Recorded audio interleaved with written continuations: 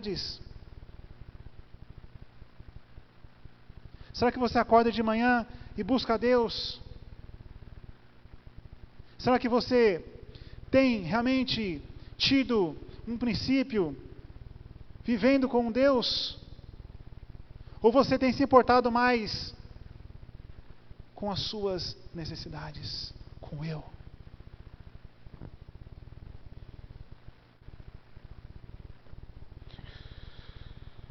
Uma segunda lição que esta primeira tentação de Jesus nos ensina, que devemos controlar o nosso apetite e devemos ser temperantes.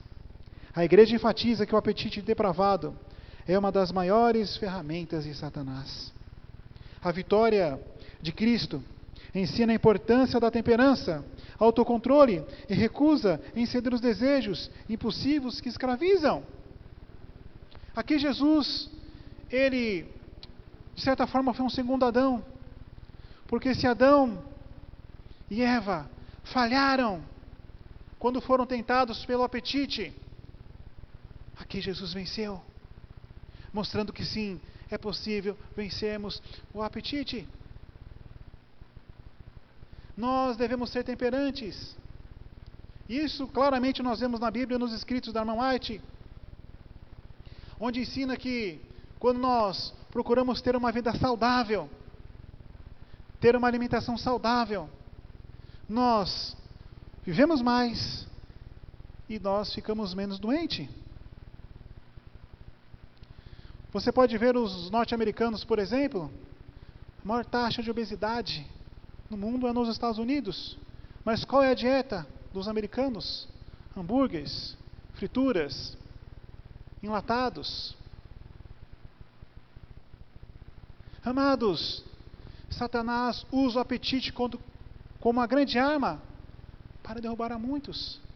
E você pode olhar na sociedade. A sociedade hoje está sendo destruída por conta do apetite, de uma intemperança desenfreada. E Jesus mostrou que sim, é possível vencer.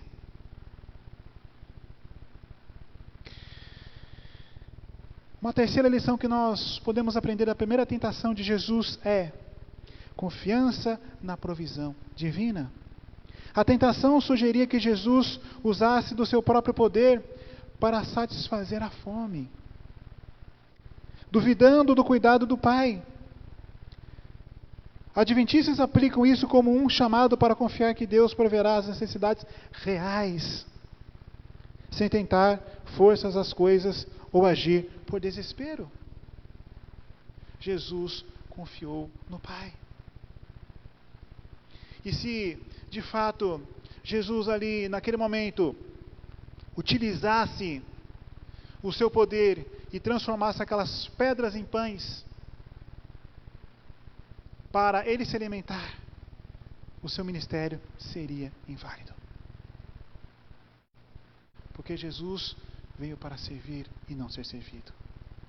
Quando nós olhamos e estudamos os evangelhos, não vemos um milagre de Jesus, ou uma vez sequer, que ele usou seu poder para o seu próprio benefício, mas sim, ele usava o seu poder para beneficiar terceiros, pessoas que estavam necessitadas, doentes, enfermos. Multiplicou pães, peixes, para saciar a fome de terceiros.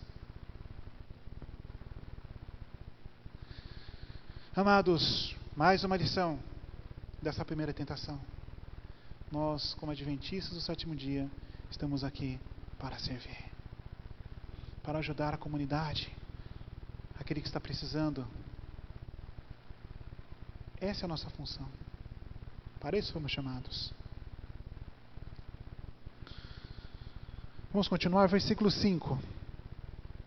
Segunda tentação. E levando-o, mostrou-lhe, no momento, todos os reinos do mundo. Disse-lhe o diabo: dar-te-ei toda esta autoridade e a glória desses reinos, porque ela me foi entregue e dou a quem eu quiser. Portanto, se prostrado me adorares, toda será tua. Aqui na segunda tentação que Jesus sofreu, a primeira foi o apetite. E aqui agora então Jesus estava tentado a adorar Satanás para obter poder. E nós podemos aprender algumas lições nesta segunda tentação que Jesus sofreu. Primeiro, Satanás oferece a Jesus autoridade imediata sobre os reinos do mundo, um atalho para o domínio messiânico, que evitaria o sofrimento da cruz. Isso representa a tentação de buscar sucesso e glória por meios que não envolvem obediência a Deus. Satanás então tentou mostrar para Cristo um atalho, para ele ter o domínio do mundo, sem passar pela cruz, invalidando o seu ministério. Amados, será que nós também não estamos usando de atalhos para tentar chegar até Cristo? Ou então para conquistar a nossa salvação? A lição, inclusive, ela vem falando sobre isso, sobre a salvação pelas obras. Quando nós vamos diretamente para a cruz de Cristo, ali sim nós podemos encontrar o caminho para a salvação. Mas muitos hoje, infelizmente, querem encontrar o caminho para a salvação olhando para si mesmo, e jamais vão conseguir, porque são falhos, pecadores. Olhe para Cristo, não busque atalhos, você só vai se machucar, ferir e se afastar mais ainda da salvação. Uma segunda lição que nós podemos aprender com esta tentação de Jesus, o príncipe deste mundo.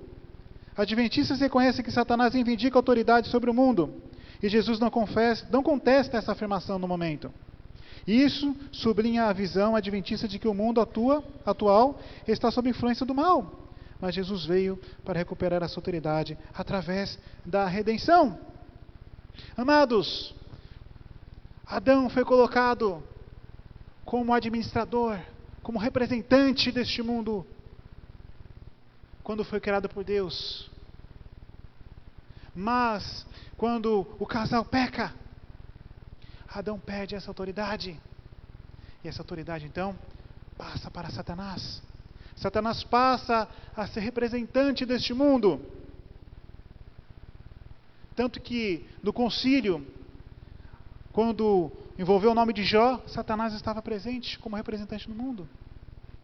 Mas quando Cristo vem a essa terra, morre e ressuscita, ele passa a ser o representante. Porque a autoridade que Satanás estava querendo oferecer para Jesus já era dele. Ele diz: toda autoridade foi me dada no céu e na terra.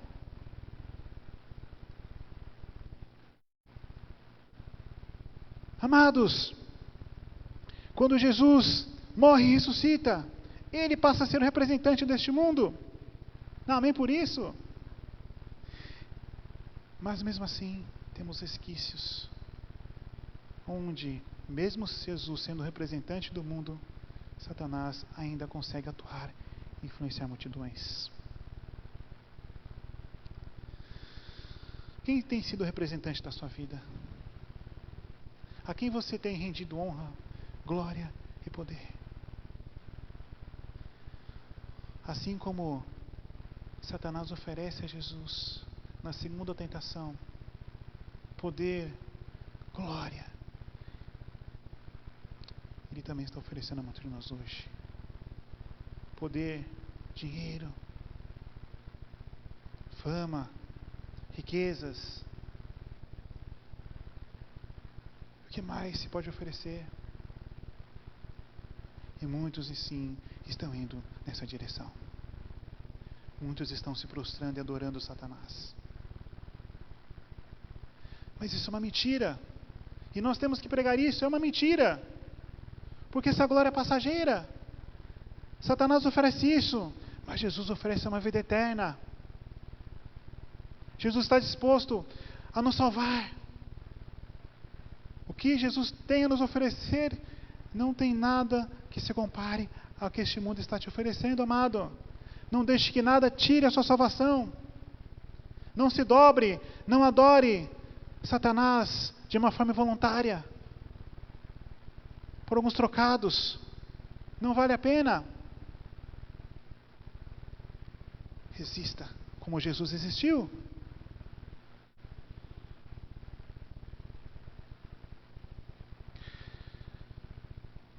E aqui uma terceira lição que nós aprendemos com essa segunda tentação, que é a adoração exclusiva. A resposta de Jesus foi: adorarás o Senhor teu Deus e só a Ele prestará culto. E ele faz uma citação ali a Deuteronômio capítulo 6, versículo 13. É o ponto central adventista, que a adoração é a questão principal do conflito, ou do grande conflito. Jesus escolhe a obediência e o sacrifício em vez da idolatria pelo poder terreno. Amados, a adoração é o ponto central nesse grande conflito. A quem estamos adorando? A quem estamos prestando culto? E a adoração fará toda a diferença na sua escolha. Uma quarta lição que nós podemos aprender com essa segunda tentação de Jesus, que é a lealdade a Jesus. A recusa de Jesus mostra que ele não sacrificaria a sua integridade ou sua missão de redenção por benefícios pessoais ou poder político. Ou seja, devemos ser leais a Jesus. A mesma lealdade que Daniel expressou e seus amigos, a mesma lealdade que José expressou e tantos outros personagens bíblicos. E por fim, a última lição que nós podemos aprender aqui da segunda tentação é o uso das Escrituras. Assim como na primeira tentação, Jesus vence utilizando a palavra de Deus, ou as Escrituras, demonstrando que a obediência à Bíblia é a defesa contra a tentação. Amados, quer vencer a tentação? Vá a este livro, vá à palavra de Deus. Aqui você obterá vitória. Aqui está nosso guia, nosso manual. E nesse diálogo de Jesus com Satanás, ele responde com assim diz o Senhor. Porque é isso que conta para a nossa vida, amados. Não é o que eu penso, não é o que o pastor pensa, não é o que fulano pensa, mas é o que a palavra de Deus diz. Versículo 9. Terceira tentação. Então o levou a Jerusalém e colocou-o sobre o pináculo do templo e disse: se és filho de Deus, atira-te daqui para baixo, porque está escrito: aos seus anjos ordenará a teu respeito que te guardem, e eles te sustentarão nas suas mãos, para não tropeçares em alguma pedra. Respondeu Jesus: dito está, não tentarás o Senhor teu Deus. É de notar que aqui vemos que Satanás também utiliza-se da palavra de Deus. E aqui Satanás, ele faz uma referência a Salmos capítulo 91, versículo 11 e versículo 12. Quando nós vamos para o mundo religioso, percebemos que no mundo religioso as pessoas também utilizam a Bíblia. Os líderes religiosos também utilizam a palavra de Deus. E distorcem a palavra de Deus para apoiar suas crenças, seus falsos ensinos. E muitos deles fazem isso com muita facilidade. Eu assisti numa explicação de um pastor assembleiano, e ele estava explicando sobre a doutrina da morte. Que para eles a pessoa não morreu, a alma sai do corpo, vai para o céu, para o inferno. E ele explicando, ele recorreu até o grego e o hebraico. E você, se você não tem o conhecimento, parece que ele está certo mesmo. Pô, o indivíduo foi no grego e no hebraico, então ele está certo, né? Então ele sabe, não é? Tome cuidado. Satanás também utiliza a Bíblia. E ele utilizou a Bíblia, as Escrituras, contra aquele que inspirou as Escrituras, que é o próprio Jesus. Não tem vergonha. Utilizou a Bíblia para tentar aquele que inspirou escrever a Bíblia. E aqui nessa última tentação que Jesus sofre, nós podemos aprender algumas lições.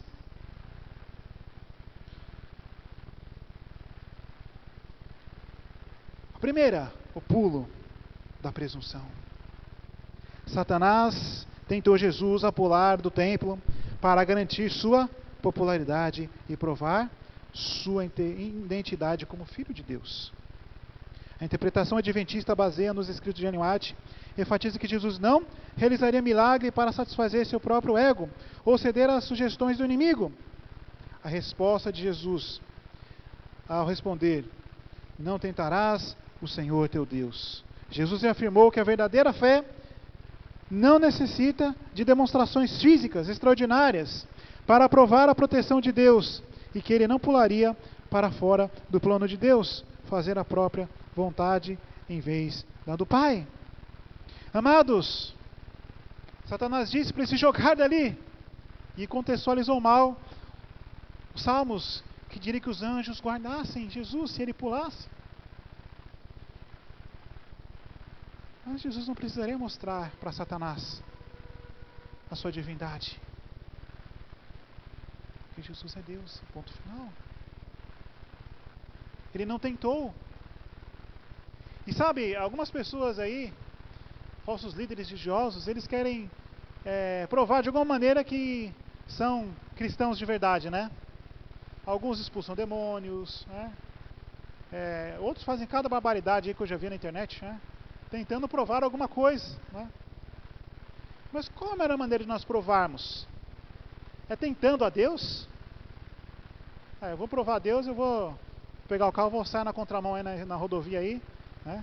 E vou ver que Deus vai me guardar. É assim que nós provamos ser verdadeiros cristãos?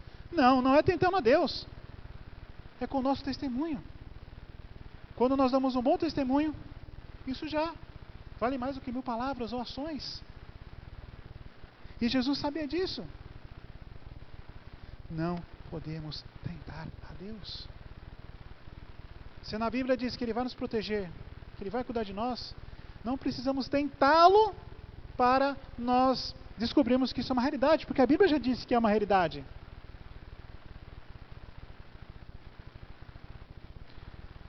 Uma outra lição que nós podemos aprender aqui com esta última tentação que Jesus sofre é a lição prática. A lição principal para os adventistas é confiar nas promessas de Deus sem tentá-lo, ou seja, sem se colocar em perigo desnecessário para forçar uma intervenção milagrosa, vivendo de acordo com toda a palavra que sai da boca de Deus. Amém? Amados, é confiar. Confie em Deus. Quando nós colocamos a nossa confiança em Deus, assim como Jesus colocava a sua confiança no Pai, nós seremos vencedores. Jesus venceu para mostrar para nós que é possível nós vencermos também. Ele venceu por nós. Confie mais em Deus. Coloque a sua vida nas mãos do Criador. Tenho certeza que Ele já venceu por você. Amados, para nós encerrarmos, chegando à parte final desta mensagem,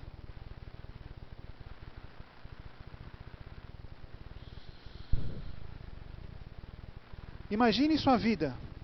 Imagine sua vida. Imagine que sua vida é uma casa de 2 andares. Você convida Jesus para morar nela e dá a ele um quarto no andar de cima. No entanto, você continua vivendo no andar de baixo e mantendo o controle das portas. E em uma noite, você ouve uma batida na porta da frente. É o diabo.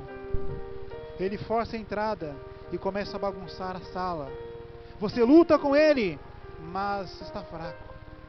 Finalmente, lembrando-se de Jesus, você grita por ajuda e Jesus desce e expulsa o diabo. O diabo sai, mas não desiste. Ele fica do lado de fora, vigiando a casa. Ele sabe que se você cansar de novo, ou se descuidar da segurança, Ele terá outra oportunidade para tentar entrar.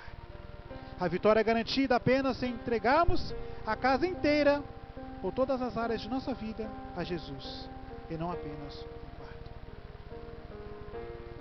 Você tem entregado a sua vida nas mãos de Jesus? Você tem confiado que Jesus poderá fazer o melhor para você? Você entrega a Ele apenas um quarto, apenas um pequeno espaço do seu coração, ou você entrega todo Ele a Jesus e confia de que Ele pode vencer, e Ele te dará forças para que você vença, assim como Ele venceu. Entregue sua vida a Jesus, e o mais Ele fará. Que nós possamos realmente estar com esse pensamento de que Jesus quer atuar, Jesus quer estar em todos os cômodos de nossa vida, basta entregarmos a nossa vida a Ele. Amém? Bom, Guilherme, está tudo certo aí certo? Vamos colocar de pé, amados, e vamos cantar o hino de número 250 do Inário. A Jesus seguir te quero.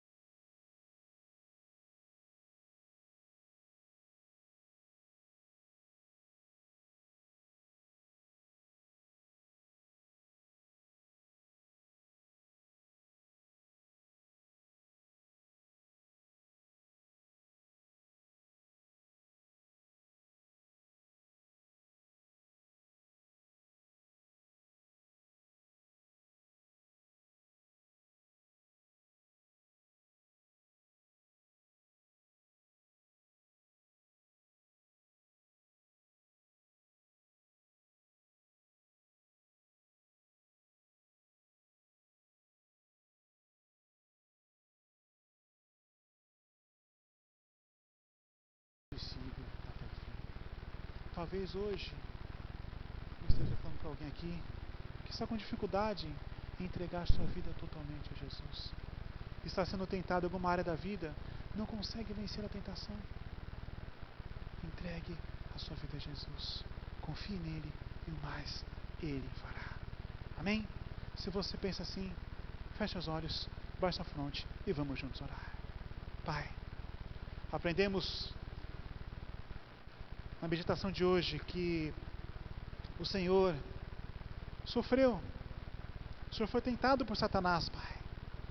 Mas o Senhor venceu essa tentação, Senhor. E o Senhor nos dá um exemplo que podemos vencer também hoje, Pai. Somos falhos, pecadores, sem Ti já estamos derrotados, Senhor. Mas quando olhamos para Ti e nos apegamos ao que o Senhor fez para nos salvar e faz hoje, nós ganhamos força para vencer todas as tentações que se apresentem em nossa vida. Pai, nos dê força, Senhor. Que nós possamos mostrar para as pessoas através do nosso testemunho que é possível vencer, Pai. O Senhor morreu por nós, não foi em vão, Pai. Que nós possamos nos entregarmos e valorizarmos esse sacrifício que um dia o Senhor fez por nós na cruz. Pai, nos dê um restante de semana na Tua presença, é o que nós lhe pedimos e lhe agradecemos em nome de Jesus, que vive e que reina eternamente. Amém. Irmãos, eu não vou ficar para cumprimentá-los, porque eu tenho um compromisso nos Cardoso, estou ministrando o curso